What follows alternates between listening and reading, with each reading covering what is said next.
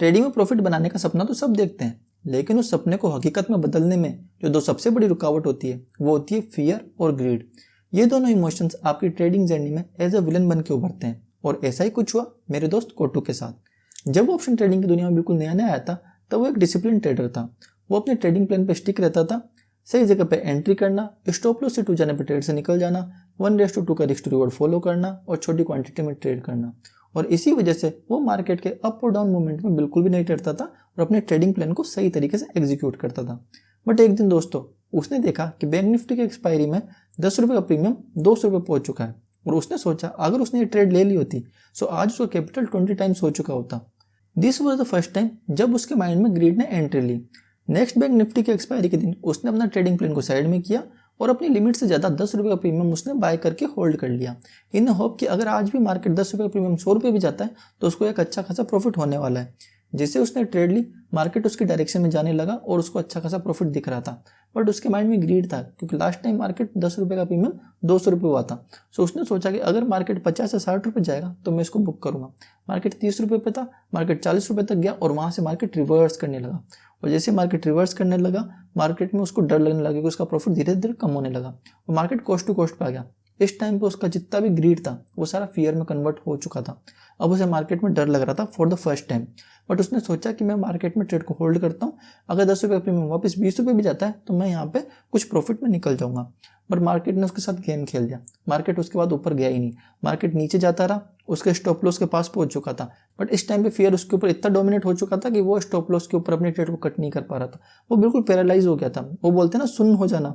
उसका माइंड, उसका बॉडी कुछ भी उसके लिए वर्क नहीं कर रहा था। वो बस अपनी ट्रेड में लॉसेस को देखता जा रहा था और मार्केट धीरे धीरे डाउन होता जा रहा था।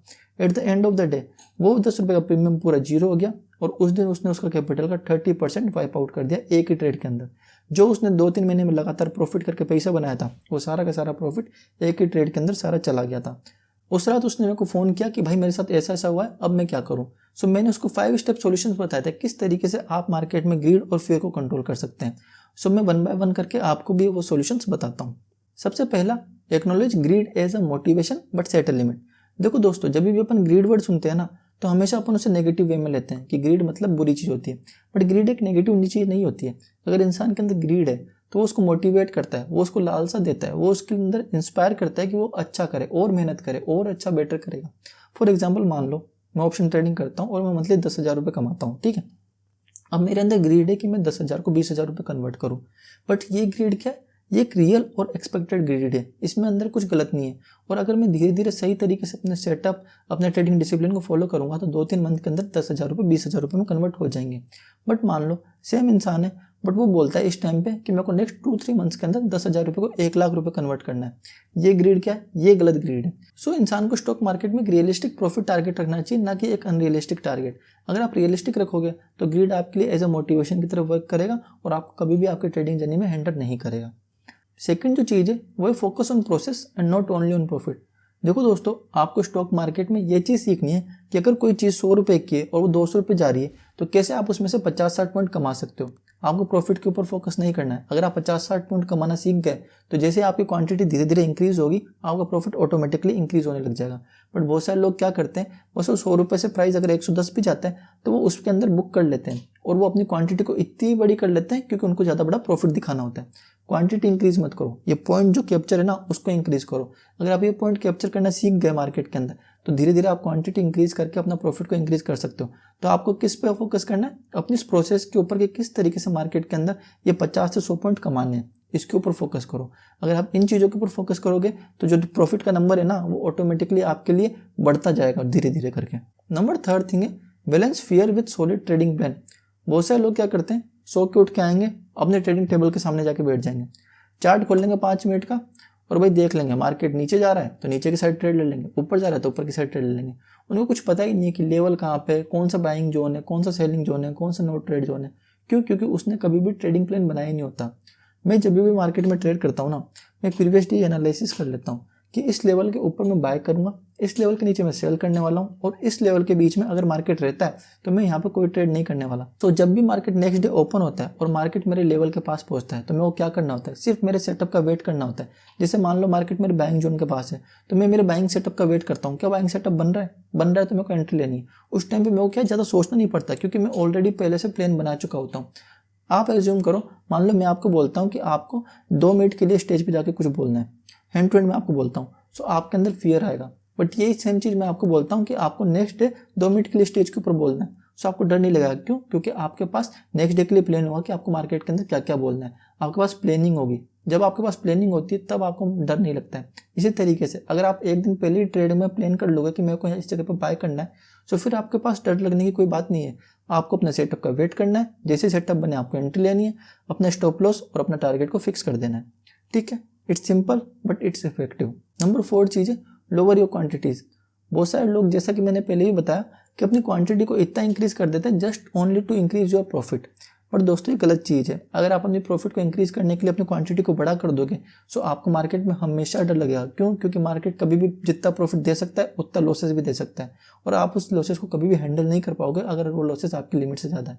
सो आपको क्या फोकस करना है, आपको इतनी क्वांटिटी रखनी है कि अगर मार्केट लगातार आपको 20 दिन तक लॉसेस दे तो भी आप 21वें दिन बिना डरे ट्रेड ले सको। अगर आप इस टाइप की क्वांटिटी को यूज करोगे तो कभी भी आपको ना तो मार्केट में ग्रीड फील होगा, ना ही फियर फील होगा। नंबर 5 चीज है मेंटेनिंग योर ट्रेडिंग जर्नल। आपने ये मेरे मुंह से बहुत बार सुना होगा और मैं आगे भी बहुत बार रिपीट करने वाला हूँ, क्योंकि ये इकलौती एक ऐसी चीज है जिसने मेरे को एक नेगेटिव ट्रेडर से एक प्रॉफिटेबल ट्रेडर में बना दिया। क्यों? क्योंकि मेरे को इस ट्रेडिंग जर्नल को फॉलो करने से अपनी मिस्टेक्स ऑटोमेटिकली आइडेंटिफाई हो जाती है। मेरे को कोई यूट्यूब वीडियो देखने की जरूरत नहीं पड़ती कि मैं क्या गलती कर रहा हूँ, मैं प्रॉफिटेबल क्यों नहीं हो रहा हूँ। मेरे को ट्रेडिंग जर्नल खुद बोलता है कि भाई तू ये गलती कर रहा है, आज तू ओवर ट्रेडिंग किया, आज तूने तेरे सेटअप पर ट्रेड नहीं ली, आज तूने तेरा रिस्क टू रिवॉर्ड फॉलो नहीं किया। अगर मेरे को ट्रेडिंग जर्नल खुद बोल दिया कि मैंने ये गलती करी तो मेरे को क्या करना है, बस उस गलती को सही करना है। और उस गलती को सही करना कोई बड़ी बात नहीं होती। सबसे बड़ी प्रॉब्लम आती है लोग अपनी मिस्टेक्स को आइडेंटिफाई ही नहीं करते। सो आपको क्या करना है, आपको हमेशा अपने ट्रेडिंग जर्नल को फॉलो करना है। अगर आपके पास ट्रेडिंग जर्नल नहीं है तो मैंने ये वीडियो दे रखी है, इस वीडियो के अंदर मैंने पूरा एक्सप्लेन कर रखा है किस तरीके से आपको ट्रेडिंग जर्नल फ्री में डाउनलोड करना है और किस तरीके से इस ट्रेडिंग जर्नल को यूज करना है। सो इस वीडियो को भी जरूर चेकआउट करना। नंबर 6 जो कि लास्ट चीज है, माइंडफुल रिफ्लेक्शन। जब भी मार्केट में आपकी ट्रेड ओवर हो उसके बाद आपको देखना है कि क्या मार्केट में ग्रीड और फियर ने आपके डिसीजन पे इम्पेक्ट किया। क्या आपने आज कोई ऐसी ट्रेड ली जो कि ग्रीड की वजह से ली, या फिर आपने कोई ट्रेड को अर्ली एग्जिट कर दिया जस्ट बिकॉज ऑफ फियर। आपको इस सारी चीज़ को नोटिस करना है। जैसे आप बार बार इन चीज़ों को नोटिस करोगे, अपने माइंड में बार बार चीज़ को देखते रहोगे तो ऑटोमेटिकली आपकी एक हैबिट बन जाएगी कि नेक्स्ट टाइम जब भी आप मार्केट में ट्रेड भी लेना चालू करोगे ना, तब भी आपके माइंड में आ जाएगी कि भाई आज तेरी ये ट्रेड ग्रीड की वजह से हो रही है, या तो इस ट्रेड को जल्दी एग्जिट कर रहा है बिकॉज ऑफ जस्ट फियर। सो इस तरीके से आपको अपनी इन चीज़ों को फॉलो करना है कंटिन्यूसली। सो ट्रेडर्स, इन 6 स्टेप को फॉलो करके मेरा दोस्त कोटू तो सीख गया कि कैसे स्टॉक मार्केट में फियर और ग्रीड को कंट्रोल करना है, और कुछ ही टाइम के अंदर उसने उसका जो इतना बड़ा लॉस लिया था उसको भी कवर कर लिया और वो नाउ डिसिप्लिन वे में एक प्रॉफिटेबल ट्रेडर है। अगर आप भी स्टॉक मार्केट में इस टाइप के इमोशन से लड़ना चाहते हैं और इनको हराना चाहते हैं ताकि आपके ऊपर कभी भी हावी ना हो, तो आपको इन स्किल के ऊपर वर्क करना पड़ेगा।